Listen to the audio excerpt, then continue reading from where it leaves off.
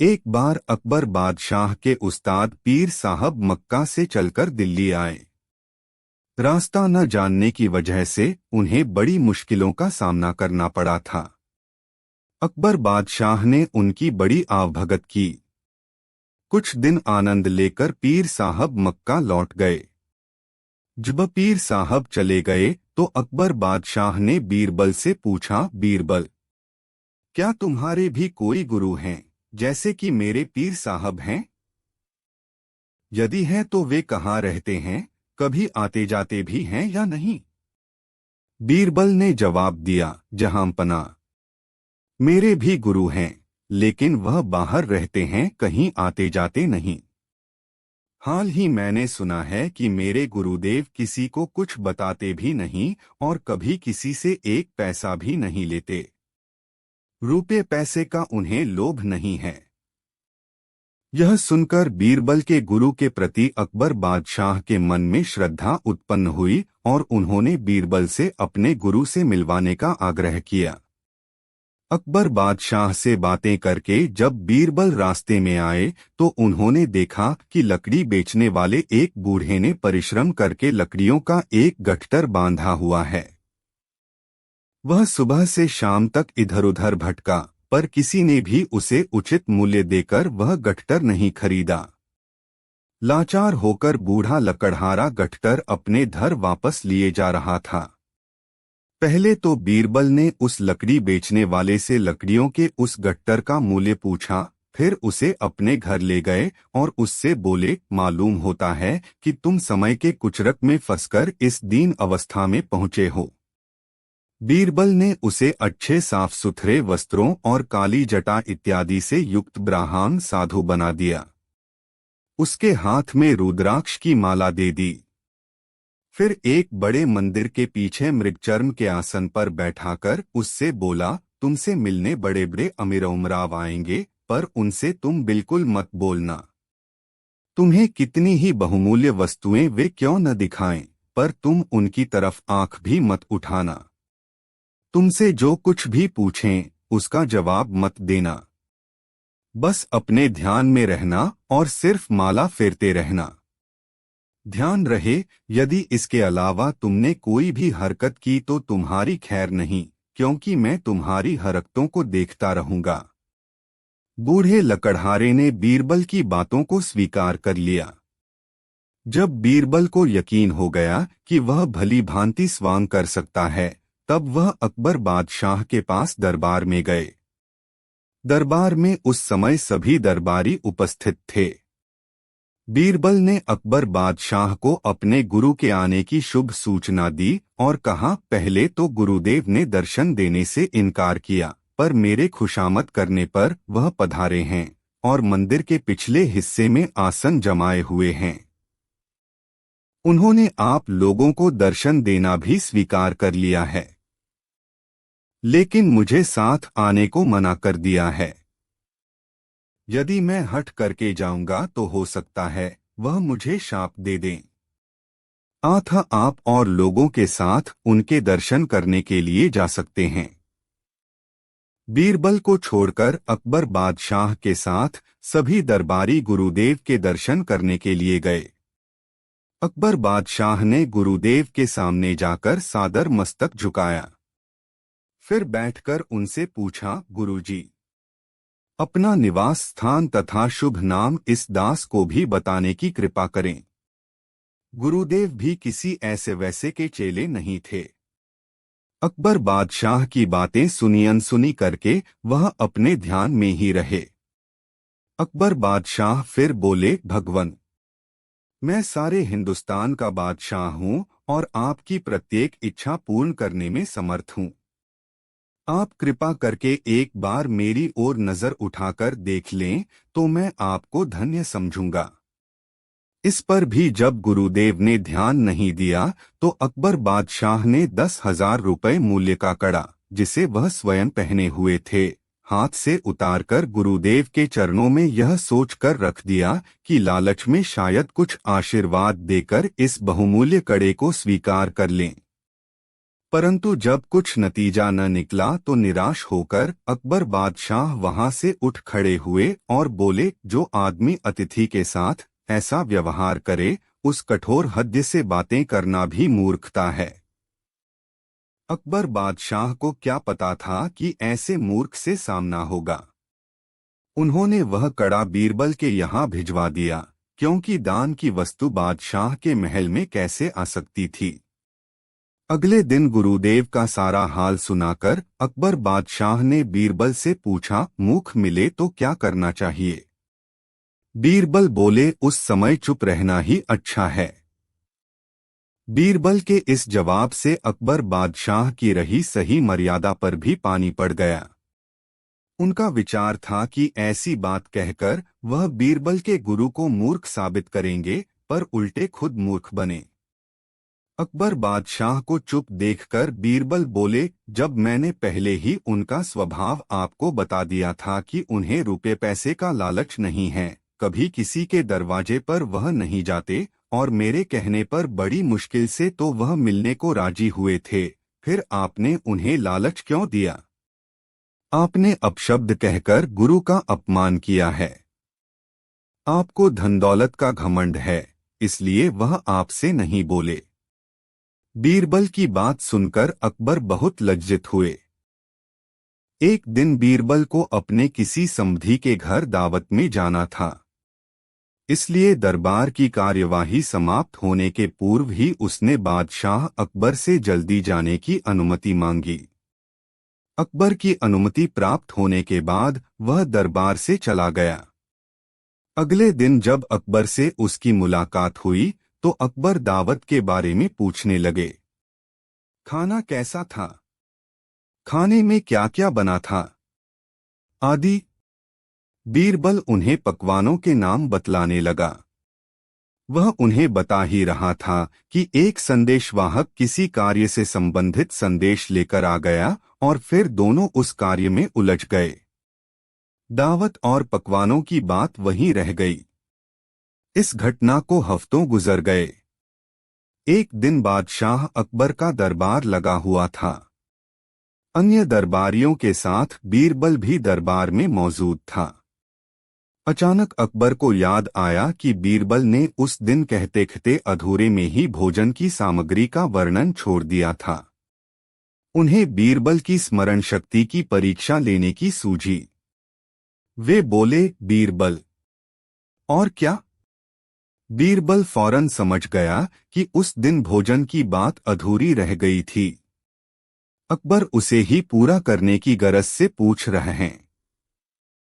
उसने तत्काल उत्तर दिया, और क्या। कढ़ी। बस। पढ़ें तेनालीराम की सर्वश्रेष्ठ कहानियां। बीरबल की गजब की स्मरण शक्ति देख अकबर बहुत खुश हुए और अपने गले से मोती की माला उतारकर उसे दे दी। दरबारी समझ न सके कि किस रहस्यमयी बात के लिए बीरबल को मोती की माला मिल गई। बहुत सोच समझकर वे इस नतीजे पर पहुंचे कि बादशाह अकबर को कढ़ी बहुत प्रिय है, इसलिए बीरबल को मोती की माला मिली है। उनका जी भी मोती की माला के लिए ललचाने लगा। अगले दिन सबने अपने घरों पर बढ़िया कढ़ी तैयार करवाई।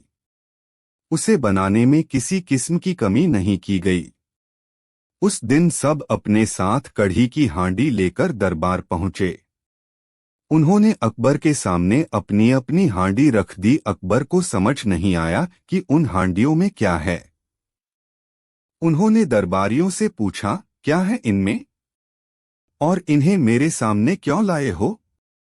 दरबारियों ने उत्तर दिया, जहांपनाह, हम आपके लिए अपने अपने घरों से कढ़ी बनवाकर लाए हैं। कल आपने बीरबल द्वारा कढ़ी कहने पर खुश होकर उसे मोती की माला दे दी थी।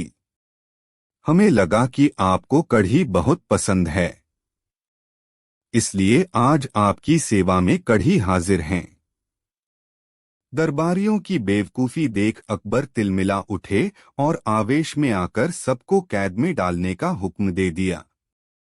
वे बोले, तुम लोग बस नकल करना जानते हो, दिमाग का सही इस्तेमाल तो तुम्हें आता ही नहीं है। इसलिए तुम सबको यही सजा मिलनी चाहिए। दरबारियों अकबर के सामने नतमस्तक हो गए। वे क्षमा याचना करने लगे। तब अकबर अपना हुक्म वापस लेते हुए बोले, कसम खाओ कि आइंदा बिना समझे बूझे किसी की नकल नहीं करोगे। सबने कान पकड़ लिए कि आगे से ऐसा कभी नहीं होगा। बादशाह अकबर अपने विभिन्न प्रांतों में भाषाई विविधता को देखते हुए अपने दरबार में एक बहुभाषिक की आवश्यकता महसूस किया करते थे। वे चाहते थे कि उनके दरबार में एक बहुभाषिक हो जिसकी मदद से वे अपनी प्रजा से वार्तालाप कर सकें। उन्होंने अपने मंत्रियों को ऐसा बहुभाषिक ढूंढने का आदेश दिया जिसकी विभिन्न भाषाओं पर अच्छी पकड़ हो। मंत्रियों ने सैनिकों की मदद से अकबर का आदेश राज्य के हर कोने में प्रसारित करवाया। कुछ दिनों बाद एक व्यक्ति अकबर के दरबार में उपस्थित हुआ। अकबर को सलाम कर वह बोला, जहांपना, मैं कई भाषाओं का अच्छा जानकार हूं। आप मुझे बहुभाषिक के पद पर नियुक्त कर लीजिए। अकबर ने उसकी परीक्षा लेने के लिए अपने दरबारियों को उससे अपनी अपनी भाषाओं में बात करने के लिए कहा। एक एक कर दरबारी अपनी भाषा में उस बहुभाषी से प्रश्न करने लगे। बहुभाषी ने सभी को उनकी ही भाषा में उत्तर दे दिया। भाषा पर उसकी पकड़ देखकर अकबर बहुत प्रभावित हुए। उन्होंने उसे अपने दरबार में बहुभाषी नियुक्त करने का निर्णय कर लिया और उससे बोले, तुम्हारे भाषा ज्ञान से हम बहुत प्रभावित हैं।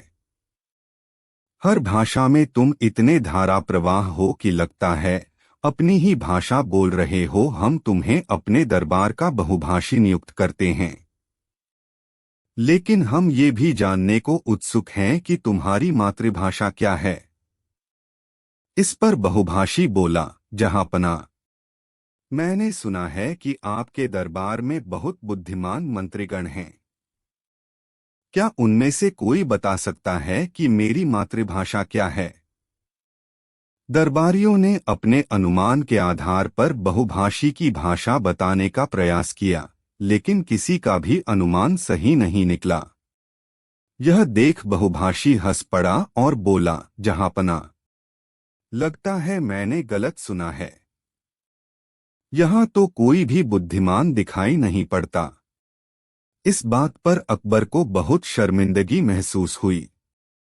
उन्होंने बीरबल की ओर देखा, जिसने अब तक बहुभाषी की भाषा बताने का प्रयास नहीं किया था। अकबर को अपनी ओर देखता पाकर बीरबल अपने स्थान से उठ खड़ा हुआ और बोला, जहांपना, मैं कल बता दूंगा कि इस बहुभाषी की भाषा क्या है। उस रात बहुभाषी को शाही अतिथिगृह में ठहराया गया। अगले दिन वह अकबर के दरबार में फिर से उपस्थित हुआ। अकबर से बीरबल से पूछा, हाँ बताओ बीरबल, क्या है इनकी मातृभाषा? इस पर बीरबल बोला, हुजूर, इनकी मातृभाषा बांग्ला है। आप इनसे पूछ लीजिए। अकबर ने बहुभाषी से पूछा तो उसके हामी भर दी। अकबर हैरान थे कि बीरबल ने उसकी मातृभाषा को कैसे पहचान लिया। पूछे जाने पर बीरबल ने बताया, महाराज, कल रात मैंने शाही अतिथि गृह के बाहर अपना एक सेवक भेजा। वह सेवक वहां जोर जोर से चिल्लाने लगा। उस समय ये महाशय सो रहे थे। चीखने की आवाज सुनकर इनकी नींद खुल गई और बाहर आकर ये गुस्से में चिल्लाने लगा। उस समय ये जो भाषा बोल रहा था वह बांग्ला थी। मैं पास ही के कक्ष में छुपकर सब सुन रहा था। मैं समझ गया कि इनकी भाषा बांग्ला है, क्योंकि व्यक्ति कितनी ही भाषाओं का ज्ञाता क्यों न हो, जब गुस्से में होता है या मुसीबत में पड़ जाता है तो अपनी ही भाषा में चिल्लाता है। बहुभाषीय ने बीरबल की बुद्धिमत्ता का लोहा मान लिया। अकबर शर्मिंदगी से बच गए। दिल्ली में एक ईमानदार साहूकार रहता था। एक बार दो ठग सेठ के भेष में उसके पास आए और साहूकार से बोले, हम दोनों कुछ जेवरात बेचना चाहते हैं। आपसे निवेदन है कि आप उन्हें बिकवा दें। आपकी बड़ी कृपा होगी। साहूकार छलकपट से परे एक सरल स्वभाव का व्यक्ति था। उसने उत्तर दिया, जब तक मैं इन जेवरातों को खरीदारों को दिखाकर उनसे बातचीत न करूं, तब तक मैं आपको नहीं कह सकता कि ये बिकेंगे या नहीं। इसलिए आपको इन जेवरातों को मेरे पास छोड़ना होगा। कल दोपहर तक ग्राहकों से बात कर मैं आपको जानकारी दे दूंगा। सेठ के रूप में आए ठग बोले, आप बेखटक इन जेवरातों को अपने पास रखें, पर एक बात का ध्यान रखें कि जब हम दोनों एक साथ इन जेवरातों को लेने आएं, तब ही इन्हें लौटाइएगा। एक के आने पर मत लौटाइएगा। साहूकार ने कहा, ऐसा ही होगा। ठग जेवरात साहूकार के हवाले कर वहां से आगे बढ़ गए। 60-70 गज का फासला तय करने के बाद उनमें से एक साहूकार के पास वापस आया और बोला, हम ये जेवरात आपके पास नहीं छोड़ना चाहते। आप कृपा कर इन्हें वापस दे दीजिए। हम लोग कल दोपहर फिर आपकी सेवा में हाजिर हो जाएंगे। साहूकार ने पूछा, आपके दूसरे साथी कहाँ हैं? उस ठग ने उंगली से अपने दूसरे साथी की ओर इशारा कर साहूकार को बतलाया, उस तिराहे पर मेरा दूसरा साथी अपने एक मित्र से वार्तालाप कर रहा है। उसके कहने पर ही मैं आपके पास आया हूं।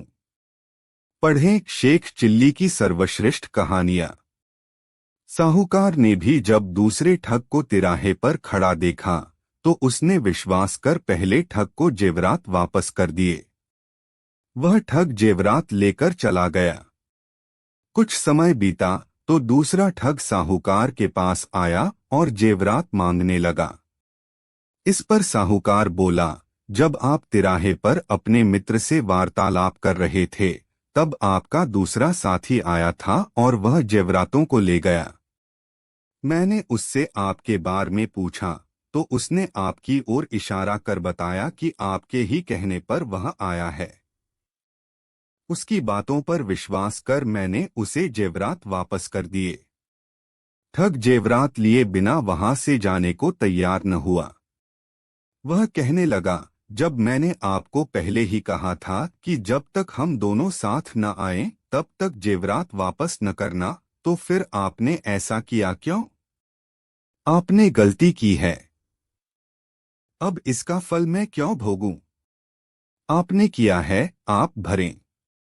साहूकार ने नम्रतापूर्वक उत्तर दिया, आप भी तो उस समय तिराहे पर खड़े थे, जब आपका दूसरा साथी जेवरात लेने आया था। ठग का मिजाज गर्म हो गया। वह तैश में आकर बोला, इससे क्या होता है? क्या मैं कहीं खड़ा नहीं हो सकता? मैंने तो उसे जेवरात लेने भेजा ही नहीं था। दोनों का वाद विवाद बढ़ता चला गया। ठग किसी तरह से भी बिना जेवरात के मानने को तैयार न था। जब उसे जेवरात वापस मिलने की उम्मीद न रही, तो वह साहूकार को धमकी देने लगा कि वह उसे बदनाम कर देगा और जेल की हवा खिलाएगा। साहूकार ने कहा, जो जी में आए वो करो। ठग ने शीघ्र ही जाकर बादशाह अकबर के यहाँ न्याय की दरख्वास्त दे दी। अकबर के इस प्रकरण के निपटारे की जिम्मेदारी बीरबल को सौंपी। बीरबल ने आदेश का पालन करते हुए साहूकार को बुलवाया। साहूकार बीरबल के सामने उपस्थित हुआ और सारी बात उसे बताते हुए बड़े बड़े विश्वसनीय महाजनों की गवाही भी दिलवाई। बीरबल को तब यकीन हो गया कि ठग का दावा झूठा है। वह ठग से बोला, जब यह बात तय हुई थी कि तुम और तुम्हारा साथी एक साथ जेवरात लेने आओगे, तब ही साहूकार तुम्हें जेवरात वापस देगा। फिर तुम अकेले क्यों आए हो? तुम्हारा दूसरा साथी कहाँ है? ठग को कोई जवाब देते नहीं बना। तब बीरबल ने साहूकार को आज्ञा दी, जाओ, जब दोनों साथ आएं, तब इन्हें मेरे पास ले आना। अकेले आएं तो भी लाना। ठग समझ गया कि अब उसकी कोई चालकी नहीं चलेगी। लाचार होकर वह वापस चला गया और फिर कभी साहूकार के पास नहीं आया। साहूकार इस न्याय से बहुत खुश हुआ। अकबर ने भी मन ही मन बीरबल की बुद्धि की प्रशंसा की। एक दिन अकबर को पान खाने की तलब हुई। उन्होंने अपने कास पान वाले को बुलवाया और उससे पान पेश करने को कहा। पान वाले ने बिना देर किए पान बनाया और उसे अकबर को दे दिया। अकबर ने चुपचाप पान खाया। फिर पान वाले से बोले, जाओ आधा किलो चूना लेकर आओ। पान वाला तुरंत दुकान की ओर भागा। जिस रास्ते से वह दुकान की ओर जा रहा था, उसी रास्ते से बीरबल महल की ओर आ रहा था।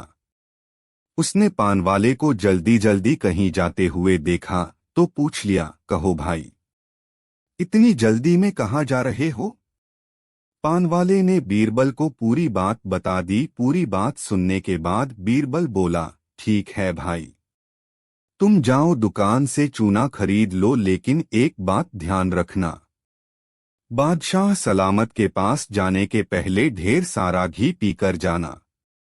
पान वाले को बीरबल को ये बात समझ नहीं आई। उसे हैरान देखकर बीरबल बोला, हैरान मत हो, मैंने जैसा कहा है वैसा ही करो। मैं भी राजमहल पहुंच रहा हूं, वहां तुम्हें पूरी बात बताऊंगा।